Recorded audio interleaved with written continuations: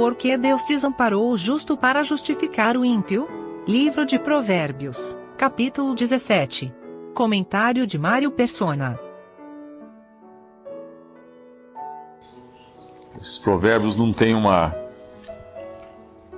sequência, né? São pensamentos colocados, e por isso dá para a gente até pensar um ou outro. E o versículo 15 chama a atenção: o que justifica o ímpio e o que condena o justo, abomináveis são para o Senhor, tanto um como o outro. Quando nós lemos isso, nós podemos lembrar da obra estranha que Deus fez. Porque Deus justifica o ímpio. E Deus condenou o justo. E nós podemos pensar que estranho isso. Tem uma passagem lá, Isaías 28, que ela está dentro do contexto todo aqui, que fala de juízo contra Efraim e Judá. Ela menciona tanto o Senhor, faz uma profecia a respeito da vinda de Cristo para reinar sobre a terra, e fala também de uma obra estranha. Capítulo 28 de Isaías, versículo 16. Portanto, assim diz o Senhor Jeová: eis que eu assentei em Sião uma pedra já provada, pedra preciosa de esquina, que está bem firme e fundada. Aquele que crê, não se apresse. Essa passagem, ela aparece em 1 Pedro, eu acredito. Ela fala também a respeito dessa pedra estabelecida, mas no mesmo capítulo de Isaías, só adiantando um pouco, no versículo 21, porque o Senhor se levantará como no monte de Perazim, e se irará como no vale de Gibeão, para fazer a sua obra, a sua estranha obra, e para executar o seu ato, o seu estranho ato. Deus, quando condenou a Cristo na cruz, foi algo totalmente estranho. Porque aqui mesmo fala no nosso capítulo de Provérbios, o que justifica o ímpio, o que condena o justo, abomináveis são para o Senhor, tanto um como o outro. Quando a gente vai lá no Salmo 37, nós vemos o salmista falar algo que nunca havia acontecido antes. Ele fala, Salmo 37, 25, fui moço e agora sou velho, mas nunca vi desamparado o justo. E aí nós lembramos do Senhor na cruz: Deus meu, por que me desamparaste? É claro que aqui ele está falando de justo no sentido relativo, está falando de seres humanos, pecadores, né? Mas o Senhor, o único justo, absoluto, no sentido absoluto, o único absolutamente justo, foi o único também que foi totalmente desamparado por Deus. Completamente desamparado. Qualquer ser humano, por mais ímpio, por pior que ele seja, até o seu último suspiro, Deus ainda está dando uma chance a ele de se converter. Está dando uma chance a ele de se arrepender e de crer. Ele vai entrar em trevas depois que ele morre. Ele vai passar para as trevas depois de morto. Aí sim, se ele não creu, ele vai ser lançado nas trevas exteriores, onde há choro e ranger de dentes. Mas o Senhor, em vida, experimentou essas trevas. Enquanto qualquer ímpio tem até o seu último minuto, o seu último suspiro, a possibilidade ainda, Deus está ali, insistindo com ele, para que se arrependa. Cristo, nas suas últimas 3 horas de vida, ele experimentou trevas, absolutas trevas. E ele clamou: Deus meu, por que me desamparaste? E quando a gente vai lá em Romanos capítulo, eu acho que é 4, se não me engano, Paulo escreve: Deus que justifica o ímpio. Deus que justifica o ímpio. Deus que desampara o justo, o único justo, e Deus que justifica o ímpio. É uma inversão, a gente pode falar assim, é uma inversão de valores, né? Porque aqui fala: o que justifica o ímpio e o que condena o justo, abomináveis são para o Senhor, tanto um como o outro. Mas Deus precisou chegar a esse ponto de fazer uma obra estranha para que nós pudéssemos ser salvos.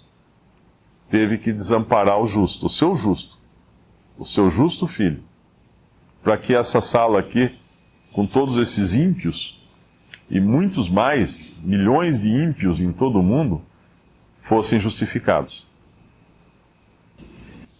Eu tinha dito que os versículos, os provérbios aqui, são meio independentes, né? Mas prestando mais atenção, dá para ver que eles têm ligação, alguns, uns com os outros. E é interessante, quando a gente lê esse primeiro versículo: melhor é um bocado seco, Provérbios 17, 1, melhor é um bocado seco e com a tranquilidade do que a casa cheia de vítimas e com contenda. Normalmente, a razão humana, né, o discernimento humano é o contrário, né? Ninguém quer o bocado seco. Mas Deus mostra que é um bocado, né? Ainda que seco, é um bocado, ou seja, é alimento. É alimento. E o valor nosso é dado segundo as nossas concupiscências. E o bocado seco nunca atrai os nossos olhos, nunca atrai a nossa carne. Mas é melhor, Deus fala que é melhor, o bocado seco com tranquilidade. E aí ele vai falar em seguida, eu estava lembrando aqui do que o Senhor fala na passagem nos Evangelhos: o que contamina o homem não é o que entra pela boca, mas o que sai do coração. E ele vai falar em seguida da questão do coração aqui, que é provado. Porque é do coração que procede os adultérios, os furtos, etc. Tudo vem do coração do homem. E qual a tendência nossa? Dar o valor que o Senhor dá às coisas ou um valor diferente? Aí o versículo é o 4. O malfazejo atenta para o lábio iníquo. O mentiroso inclina os ouvidos para a língua maligna. Então nós temos uma tendência de buscar palavras que sejam iníquas, que sejam malignas. Essa é a tendência da carne. E é muito fácil observar isso, né? Basta ver a audiência dos programas que não trazem nada, né? Vamos dizer, que só pervertem as coisas. É sempre maior. Porque a nossa tendência é dar ouvidos às palavras, ao lábio iníquo e à língua maligna. Mas o Senhor fala que o que sai da boca contamina o homem. Isso ele nos avisa. E às vezes nós somos tão preocupados com o que entra pela boca e não com o que sai da boca. E aqui também tem um ensinamento interessante, que é esse do versículo 2, que é o lugar que tem aquele que é o pai de família.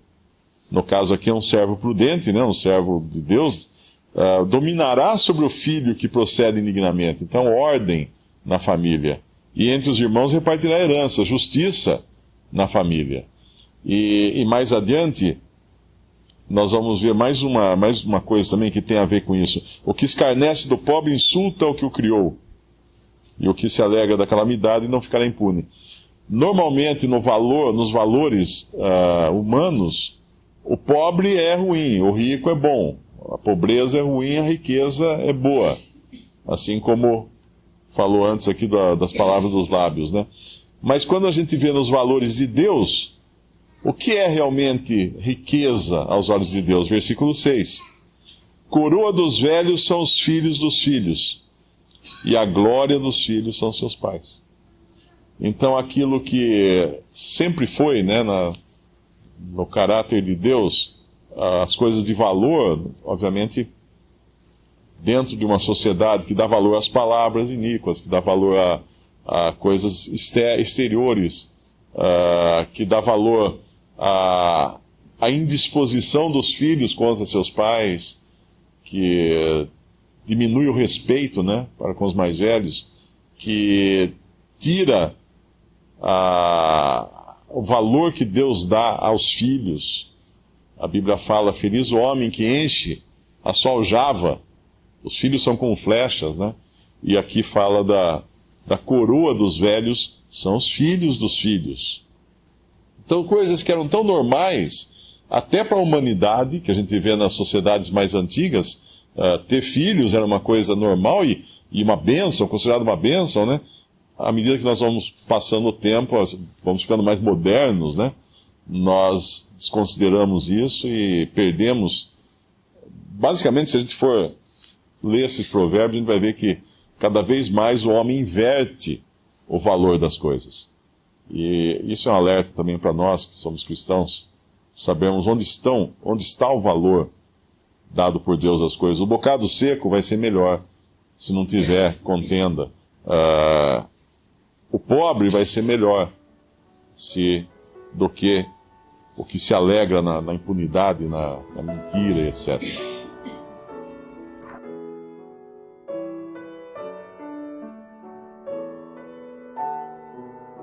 Visite Respondi.com.br. Visite também 3minutos.net.